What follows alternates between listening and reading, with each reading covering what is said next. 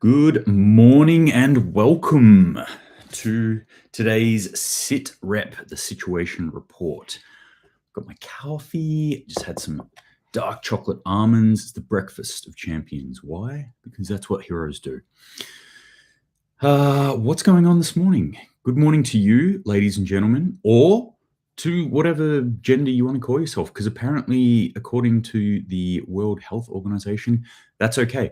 There's more than just those two. Uh, why we would ever listen to those ass clowns, I have no idea. But apparently that's what they've come out and said.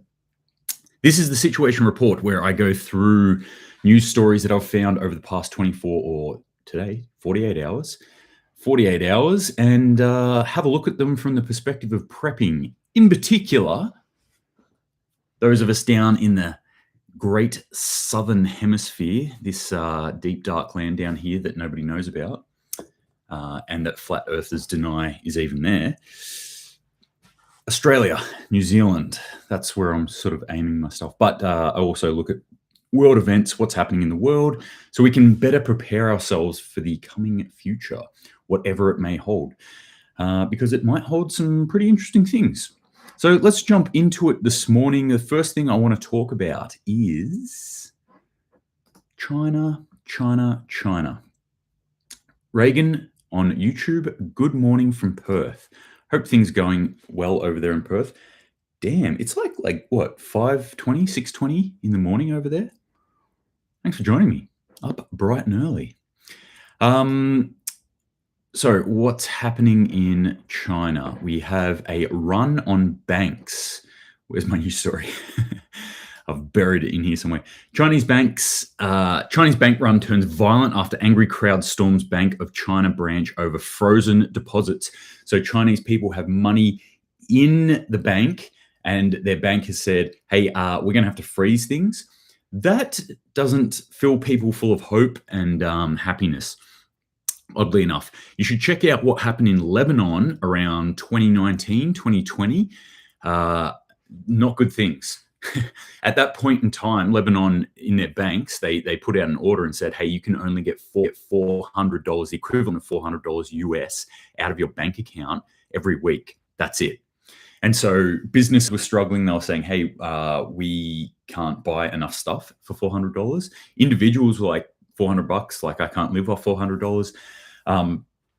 Millionaires were complaining. They're like, well, I've got all this money, but I'm essentially, low to middle income now earner. So obviously that caused a lot of problems and instantly people were riding out the front of the banks. That's what we're seeing here in China at the moment. They've just frozen a lot of the assets within this bank. I'm not sure what the name of the bank is. I'll have to find that out. But whatever it is, it's causing issues. And there's a number of videos on this as well of people actually attacking the banks. Bank of China. Sorry, it's called Bank of China, oddly enough, in Zhengzhou. Thousands of small savers. So this is impacting obviously just your regular investors, your normal people, you just average Joes who are not Joes, I guess they're average G's, who are saving, their hard-earned pennies, and a lot of people are doing that. Oddly enough, even in the face of inflationary pressure that we're seeing at the moment, and actual inflation at the checkout that we're seeing, a lot of people are still saving. And that's essentially what the reserve banks are trying to do. They're trying to get people to save money at the moment, I think, in a really odd way. Anyway, that's what they've signaled they want to do. But inflation flies in the face of that. So usually when you're going into a recession, people hold on to money more. They're trying to hold on to that money, except we've also got recession and inflation at the same time. It's almost, in many ways, opposing forces on your bank account. It's like saying, hey, you should save your money, but that money you save is going to be worth less. So it's a really strange thing that's going on in the world at the moment with the economy. But obviously here we've got thousands of people who are just saving money, and now they can't withdraw their money. They can't get it out, which freaks people out, which makes them actually want to withdraw. You get another toilet paper crisis of 2020 in Australia situation where People don't need to wipe their butt that much, but the possibility that there's not going to be toilet paper freaks people out. So they go freak out and buy more. Same thing with anything. This can happen with anything. In the prepper world, we often call this a run on something. And a run on banks is usually how that term is put out there. So that run on banks is people are freaking out. There might be something happening to the bank, like it's going to close down, or it's going to be shut for an indefinite amount of time, or electronic fund transfer is not going to work for some reason, so people want cash. People will rush and try and get cash. Anyway, lots of problems there in China. Good morning, Jackson Ang from Los Angeles. That's the big smoke. Los Angeles, probably the biggest smoke that I've ever been in, that city. I don't know if you're in the city itself, or it's a pretty sprawling place, Los Angeles. But thanks for joining me from the US of A. And Hosit John, thanks for joining me from the beautiful cold north, or probably warm north at the moment. Yes, the factory in Amsterdam you're talking about there, and I'll get to that in a sec. We'll talk about that. What else is going on in China, though? Quickly, I just want to touch on this, that China is actually implementing a tracking system. So you've got to get a tracker. If you've got COVID, COVID positive, bam, here's your little smart tracker. Just attach that to your ankle so we can make sure that you don't go anywhere. If that's not freaking you out, I can't help you. That should be freaking you out big time. That's a really horrible policy. The thing that stood out about this, though, the thing that actually stood out about this is not that China's actually tracking people, is that this exact policy that everyone's pointing at and going like, oh, how terrible, China, oh, so bad.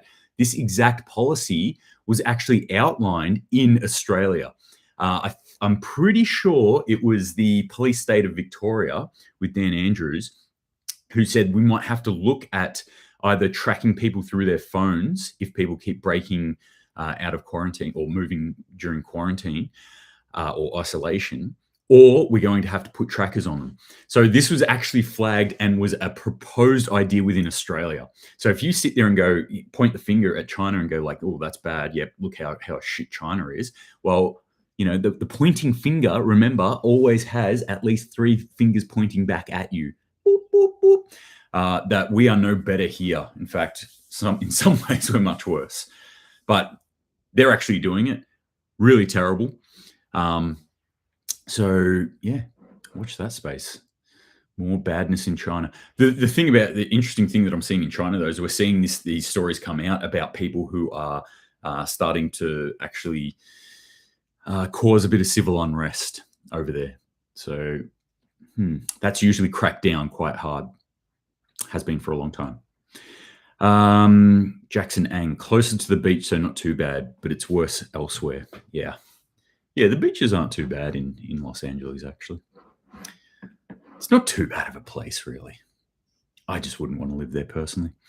All right, the next biggest thing that I saw this morning was, could trains be the next thing to stop running in the US? A national railroad strike could begin on July 18th. There was actually there was some word that it could begin on the 15th as well, or that they could start doing it on the 15th and build it up to the 18th. But they're looking at about the 18th of this month on going on strike on their railways. Obviously, well, not obviously, some people don't understand this, because it's not like Australia where we're totally, like almost totally reliant on truckers. We do have railways that move across our country, but do they really? Nothing like what the US was really the backbone, when at a certain point of the US, was built off the railroad system. Okay, so trains ran America. And they still have that. Same with Europe as well. But in Australia, not so much. We don't really have that infrastructure within Australia. So we're much more reliant on trucks. Anyway, a lot of stuff moves via rail throughout the US. A lot of stuff. So this strike is a big deal. If we consider that right now, this morning, they just released the numbers for, I want to say South California, one of the Southern California ports. You've got they talk about usually north and south. So there's a number of ports within California, but two of the larger ones, the north, I think it's Los Angeles, north and south. The north one is actually, and if you haven't heard, there's a huge backlog of container ships at the moment. It can't get goods in. There's not enough space, and there's all sorts of things that are happening there that are holding up the supply chain there. So the north one is starting to move. They just released statistics on the south one, and it's redlining. It's at its highest peak of backlog that it ever has been. And the two factors that they're looking at is getting the actual goods, not just off the ships, but then out from the port. So railroad being one of the major ones, and then truck being the other one. Both of those, railroad and truck, are overburdened at the moment. So they're over their peak individually, and you add those two up and they're way over the peak that they've historically seen. So that's what we're seeing. So Jackson Ang again from the US is saying, from the tracking apps marking them as COVID positive for the Chinese protesters. So what they are talking about there is that in the past, China has actually had protesters, and they've got a system where they just get told that they're COVID positive on an app, and they have to instantly go isolate. It's a legal thing. So in order to get rid of protesters in the past, what they've done is just send messages out to everyone saying, hey, guess what? You're COVID positive now. Bing, done. Well, on top of that, now they're going to start handing out these tracking devices, which looks like a little anklet or a bracelet tracking device, akin to what criminals get when they're on house arrest. So that's a huge problem. You can see how all this like leads into like full totalitarian control of a government over its people. We don't want you to protest about anything. We don't want you to speak up about anything. Bang, here's our process for doing it. National strike across the US. Apparently, yes, across the. I'm not sure. It's the Union of Railroads. I think is what the story was trying to say it was. So the Union of Railroad within the US, and I'm not sure what that is called. But they're looking at going on strike on the 18th of July, which obviously could cause a lot more supply chain problems. So if you are in the US, maybe prepare for that. Loving the shout outs, no worries. All good.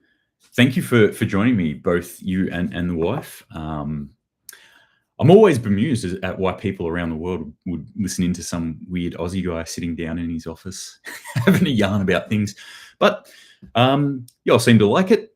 I enjoy it, so I'll keep doing it. Apologies about not getting one out yesterday, by the way. For those who didn't see my story, what I was doing, I was actually shooting a video to do a more polished YouTube video coming up hopefully tonight or tomorrow, where I went and tested my prep. So I woke up at just after 2 a.m. I literally just put clothes on, grabbed my grab bag and walked out the door into the freezing cold. And then I did a 20K walk as if I was walking to my bug out location.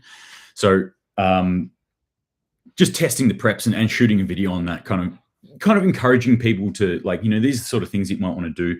Test your preps out. Don't just prepare, because a preparation is nothing if you don't actually know that it's going to work. So I got home from that. I was buggered. I had, full disclosure, I have not walked 20 Ks in a number of years. So in a short time period like that, as in forced marching. So yeah, I was buggered yesterday. I got home, fell asleep, and didn't do a SitRep. So that's why there was no SitRep yesterday. All right. Now, in no particular order, I'm just going to rapid fire through some other stories. I've been trying to keep these things shorter and sweeter. And we're already up to 14 minutes, so I'm failing at that this morning. Let's see. I'll try and pick some good ones. Okay, let's jump onto the picnic facility. So a facility which is a grocery delivery company called Picnic got set on fire. Caught on fire pretty mysteriously in the dead of night. Yet another one. So this was happening in the Netherlands. So we've got a lot of in Amsterdam. We've got a lot of these issues that are going on with the food system, with the farmer strike and things like that at the moment. And then boom, this one just ignites and sets on fire. The big thing about this story that everyone's jumping on is that who funds this particular facility or this particular company or organization? Bill Gates. Depending on who you ask, either seen as a bit of a forward-thinking guru who's there to help people out by some people. I don't know who, but I do get reports that some people like what Bill Gates does, or by the rest of us who are sane, rational human beings and can fully see what's going on there, as a weird megalomaniac who seems pretty hell-bent on controlling other humans. I think maybe somewhere in between those two is probably a pretty good, accurate summation of what that human being does through the Bill and Melinda Gates Foundation. But yeah, another food fire, another interesting one coming out of Amsterdam there. I'm really just going to sort of leave it there, but I will just put this up. This was a tweet from someone that I got sent. The Dutch minister who pushed the nitrogen law that grants the government the power to expropriate our farmers' land. So that's what all the farmer strikes and protesting movement is on about at the moment, that they implemented this nitrogen law. So the minister that did that put through that law, has a brother who owns online supermarket Picnic. Guess who invested $600 million in that company? Bill Fake Meat Gates. This is what corruption looks like. I couldn't agree more. Grimkatzi. I'm not sure how I pronounce that. Grimkatzi on YouTube says, for some reason, Mr. Gates is buying up tons of farmland here in the States. Yes. Latest reports, I saw hundreds of thousands of acres Gates is buying up. In the prepper community, there has always, or at least for probably the last 10 years that I've seen, people have been talking about this. A number of people that I listen to in the prepper community talk about this. Watch what the ultra rich are doing. Watch what they do. Watch where they spend their money, because that's going to give you some clues as to what's coming or what they might be planning. Bill Gates buying up farmland. And Bill Gates is not alone here. Billionaires are buying up farmland. Billionaires are buying up land that has high amounts of rainwater fall on it. Look at what they're doing. Billionaires are buying up springs as well, land with springs on it, natural springs. So water, food, arable land, these are the sort of things. They know what's happening. And then bunkers in New Zealand as well. So that's what they're up to. I'm not saying follow on suit. I'm just saying we can kind of start to look at what they think is going to happen there. All right, what else is happening in the world? I'm going to drop all that Bill Gates stuff. You can try and figure that out for yourself. Iranian hackers.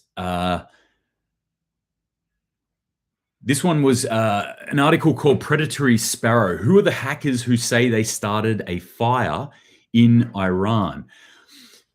It's extremely rare for hackers who operate in the digital world to cause damage in the physical world, but I would disagree with that.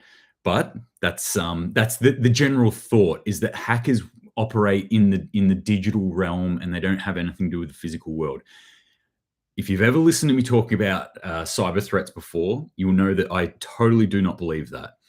Anyway, I'm going to continue on with this story. It's from the BBC, so take it with a grain of salt. But a cyber attack on a steelmaker in Iran 2 weeks ago is being seen as one of those significant and troubling moments. A hacking group called Predatory Sparrow said it was behind the attack, which it said caused a serious fire, and released a video to back up its story. So there's CCTV video of a fire breaking out in this steel factory that this Predatory Sparrow is saying that they caused. They did the attack and they caused it.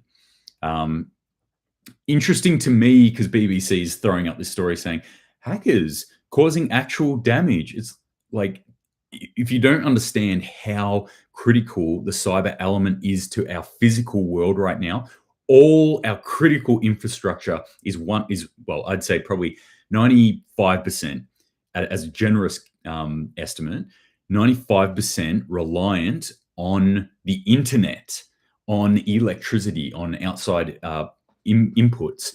So it can be destroyed very easily and can be destroyed in a number of ways. I used to have a hacker acquaintance who unfortunately went missing a number of years ago, and apparently there's going to be a documentary coming out soon about his disappearance, which is very interesting.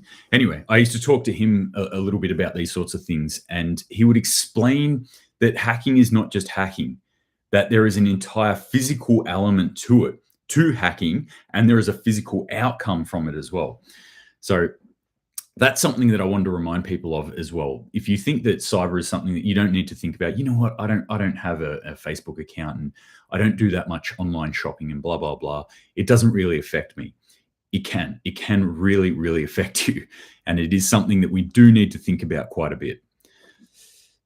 All right. One of my sources on Instagram sent me this very interesting series of stories from a couple of different places. One was from Farmers Forum. One was from Canadian government. Canada is pursuing a 30% nitrogen reduction too, mainly through fertilizer reductions.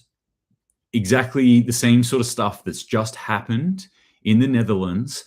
Now Canada is doing it. Canada is doing a number of things which I find highly disturbing at the moment. A couple of my best friends are in Canada, and I don't know what to say. I'm like, oh man, I would say, hey, move back to Australia, but I don't know where we're trending either, really, or if it's any better, I should say. But there's some disturbing stuff happening there. If they're going to continue going down this path, this could end in a pretty bad place. Now, the discussion that I was having with this person on Instagram was essentially this. Consider what the Canadian trucker protest was and how serious that protest was and what the crackdown from that was. Now, entering a couple other elements. That protest happened when truckers were being shut down or inhibited from doing their job. Now we've got the farmers, and we've got precedent in the Netherlands of farmers coming out en masse and actually performing protest. So they're going to look at doing something that might cause protests within Canada, within the farming community. Considering what their truckers did, I could see a bigger, more serious protest come out of the farming area. Also consider the trucking happened during winter, during the dead of winter. It's summer now in Canada. So people are going to be more likely to come out and more in force. Counterpoint to this, Canada has been cracking down hard on weapons. Obviously, Justin Trudeau's come out and he's very vocal about this, about taking the weapons out of people's hands, more restrictions, more gun laws, blah, blah, blah. So how's this all going to play out? I don't see it going in a good direction for Canada. If you happen to be in Canada or around Canada or planning on going to Canada anytime soon, this would be something that I would keep an eye on. Watch out for civil unrest in this area. And longer term here for Canada and for the world as a whole, doesn't point to a good direction. I don't want to see countries start going down this path right now. We're sitting on a food crisis as it is. Anything that's going to inhibit food being created on a mass scale is going to cause death. At the end of the day, what should this be doing for us? This should be inspiring all of us to get out there and grow our own food as quickly as possible, as much and as quickly as possible. Really start working towards this as hard and as fast as you can. The writing is now on the wall. If Canada does go this way, I can guarantee you other countries will. And if you think that it's going to be a good thing to start to decrease, ultimately, yes, I would love to decrease artificial fertilizers, outside inputs into our food system. However, it's going to cause a whole heap of unintended issues right now. Right at this point, we have to do it smart. You can't just go, nope, no more. Things like the wash off of fertilizers up in Queensland that go into the barrier reef have been shown there's a pretty strong link there. It's pretty correlated to the amount of fertilizers used and the time period that they're used to the die-off of the Great Barrier Reef. So this is actually something that I'm passionate about. And I think that, we should move away from fertilizers. Taking This kind of stance on it right now, though, I think is problematic.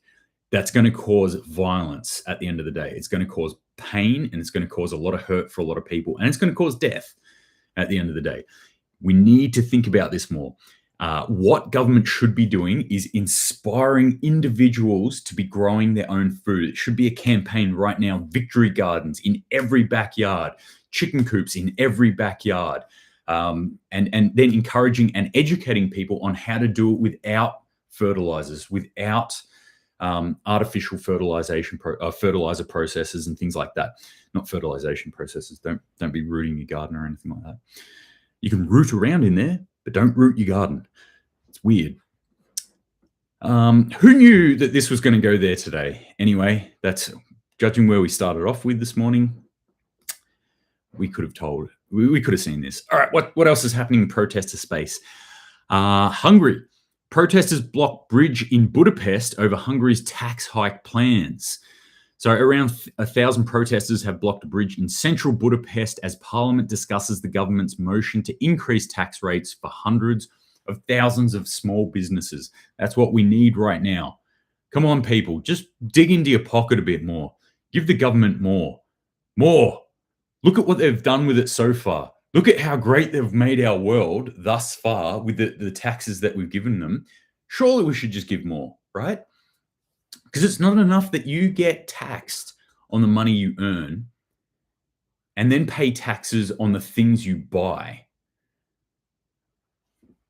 with that money that you earn, which is already taxed, by the way. Also, if you own something that's worth enough money, you'll get taxed on that as well. But now we need to increase those taxes all across the board, definitely. In case you hadn't figured out that extreme, thick, sarcastic accent there, I don't like the idea of increasing taxes. I don't like the idea of giving more money to government who has clearly, for years now, misspent it, has been basically stealing money off civilians, off people, and spending it on things that they shouldn't. Just look at what the US is doing at the moment. And I know I'm not in the US, and commenting on another country's policies is always fraught with danger, but Australia is also doing stupid things like this. So we're not off the hook. But look at how much the US just gave to the starving people of Sudan. So they're looking at Africa and they're going, hey, there's going to be a food crisis here. Throw money at it. Don't send food, just throw money at it, right? They can figure it out. They'll get their own money. They just sent $117 million over there. That's a lot of money, right? Until you compare it to what they just sent to Ukraine. Just in money alone, not even in the weaponry that they sent there. I'll let you look that up because it makes me vomit in my own mouth every time I read it. And I'm not like anti-war or anything. I think there is reasons why people need to fight, need to stand up for their rights and do things sometimes. I'm definitely not anti-war, and I'm an ex-soldier myself. I've fought in war. I've been in combat. I know how horrible it is. I definitely don't want to go in there, and I don't want anyone else to have to go in there if they don't want to. But if it needs to be fought, then things need to be fought for, and that's the way I see the world. So I'm not anti-war. I think there should be funding for things like armies. I think armies are a necessary thing in our world. However, it also needs to be weighed up. What are we spending money on? Now, what I'll point out with Australia is look at how much money we spend on, let's take natural disasters as an example, on natural disaster prevention, on building actual resilient communities and building towns and communities that are actually able to deal with natural disasters, having infrastructure, having plans, having resources for natural disasters, which happen in Australia all the fucking time. Like literally all the fucking time. There is we're either on fire or we're underwater or we've got no water and we're in drought or like there's a huge storm or there's a hurricane hitting us constantly.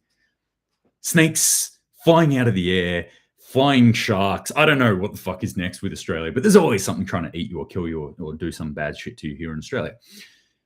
Yet we have nothing to prevent that. We have nothing to like try and build people up for that. There is a fund that we throw money at people afterwards. Oh, I just saw something pop up. Hey, you can access another round of money for flooding if you were a flood victim. I'm like, whoa, yeah, I mean, I could, but I'm not going to. Like, why would I? Was I impacted by floods? Yes. Did I go up and help out in floods and off my own bat and off money that people donated to me through Instagram when I went up there and helped people up in the northern rivers? So thank you all very much for that. Does any of that need to be recuperated for me? No.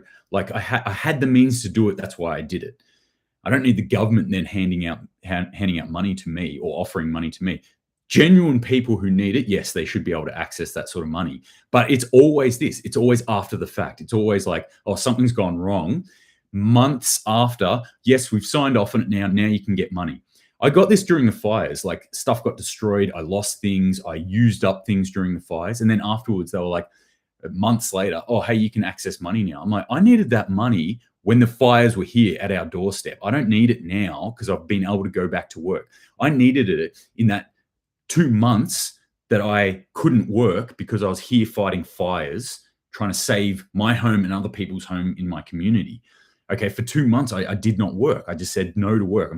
I'm sorry, I can't come in. I'm fighting fires. That's when I needed the money. 3-4 months later, when I've been able to go back to work and recuperate my costs, I don't need the money then. And I don't want to take it because every dollar that I take of that sort of money off the government, I'm going to get taxed for later on. Or you're going to print it and it's going to be taken out of my savings account in the form of inflation. So, yeah, we're pretty bad at it. Sydney flooded right now. What was the action by our government before it? Because we could all see it coming. Everyone knew it was coming. It was even in the news, like, hey, storms are coming. We're going to have flooding in Sydney. Okay, cool. Well, where are like the evacuation parties now? Where's all the information getting pumped up saying, hey, make sure you pack a grab bag. Make sure it's got this, this, and this in it. You might have to leave. In fact, you should probably leave now. Seek, staying at someone's houses. Here's the area where it's getting affected. None of that. It was like, oh, we're underwater. Oh, send out the SES, the State Emergency Services. Oh, here's some money too. Afterwards, we can throw at you. People are like, hey, my house is underwater. I don't need cash right now. I need somebody to fucking help me. So where was all that? Where was our Prime Minister at that point too? I'll tell you where he was. He was overseas handing out $100 million to Ukraine. Cool. While people in Sydney were up to their knees in water. So anyway, more taxation. That's what I say.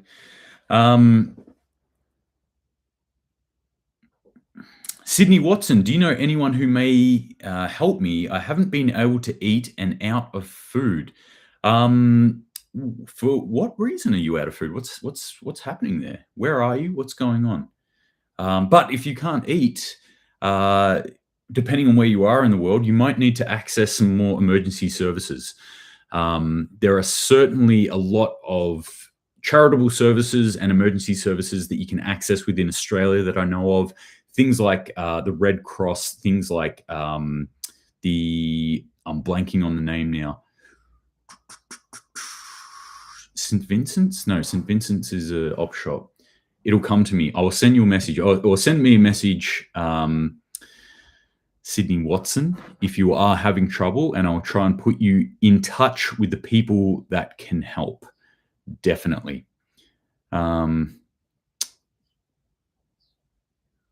In Kansas, it's 100 degrees here with no car. That's an issue. I'm not sure about the systems within the US, and maybe somebody else can answer that question there for Sydney. What's going on? I know you're in a heat wave at the moment in there. There's a huge drought going throughout this entire area there. 100+ degrees, extreme heat. That's for those of us who use other systems other than Fahrenheit. We're talking about 38 to 45 degree heat Celsius that parts of the Western US are experiencing at the moment. So obviously a lot of struggling people there. I'm not sure what you can do there, Sydney, exactly to get food, but I'm sure there are services that you can access within the US, within Kansas. Again, if anyone knows, please send me a message and I'll pass that on to Sydney. Make sure you're helping each other out, though. This is one of the whole points of why I try and encourage prepping. Prepping isn't just about saving yourself. Okay, prepping is about me setting myself up first and foremost. I can take care of myself because I know when I can take care of myself, then I have capacity to take care of others. And that's exactly what this kind of thing here is about. Forming that community, doing it early. Don't wait for an emergency to happen to actually start connecting to people. Start doing it now. Start reaching out to people. Start saying, hey, have you thought about preparedness? Have you thought about this and this and this? Have you thought about building up more food? Oh, I'll just come to your house if there's an emergency. Cool. Well, I've got a 12 gauge shotgun sitting at my door. So you can try that if you want. But what would be heaps better is if you just start buying a couple more cans of food. And if you rocked up with that food in an emergency, then I'm probably more likely to let you in. Start connecting with your local farmers, your local growers, your local people who are farming livestock and things like that, maybe even butchering their own animals and things like that, your local hunters. Start making those connections now. This food system that we have, it's not getting better, okay? Hot tip, little secret for you all, it's going south. It's all going down. As in, it's not going to, like, it may crash, but I'm just saying it's trending down at the moment and it's going to get worse. It's going to get harder to access food and food is going to get more expensive. I cannot reiterate that enough to everyone. Food is going to get more expensive. So you need to be smart with your little pennies. You need to think about how you actually do, how you're purchasing food and how you're storing food as well. Grimkatsi, there are food banks and churches that could help you out. Not sure if you're in a big city or not. Thank you very much for that, Grimkatsi. Yes, food banks, of course. I have heard of that. I don't. There are food banks in Australia. There's also things like Oz Harvest and things and organizations like that that collect up spare food and then hand it out to people who need it. So within the US, food banks are definitely one that you can access, and churches. The church system in the US is actually pretty good. There's really good community spirit in the US, actually, what I find. US people think that I've got rocks in my head when I say this, and I go live in Australia, and you'll find out what community spirit is not. We're not super community minded anymore in Australia, and I think it's because mummy daddy government have been slowly eroding away that with a socialist type system. Rely more on your government, less on your neighbor. Whereas the US have historically been rely less on your government. They're not going to pay for all your medical needs. So it might be your community that actually needs to do it, and churches as well. So that's something you can access there and think about as well. All right, I'm going to wrap it up there. 38 minutes. I did not keep this under half an hour. I apologize. There's a couple other stories in there, but we can talk about that later. All right, so that's it for today. I'm going to spend the day probably editing that video from yesterday together. So if you're interested in that, keep your eye out on the YouTube channel because that'll pop up hopefully soon. If you've got any questions, please send them through to me. As always, I'm very willing to try and answer any questions that you have. But apart from that, just keep prepping, keep moving forward. Like I always say, there's still food on the shelves, okay? You've still got access to it. The world has not crashed. It is in crash as far as I'm concerned. The shit has not hit the fan. It is hitting the fan as we speak. It's a long, slow process, and we have the time to prepare ourselves now. So let's start doing it. So stay safe out there. Look after each other as well. And remember to prep for yourself and prep for others. Prep for your family, prep for your extended family, prep for your community. Do all these things for each other and keep helping each other out. All right, gang. Until next time, thanks for joining me, and Semper Paratus.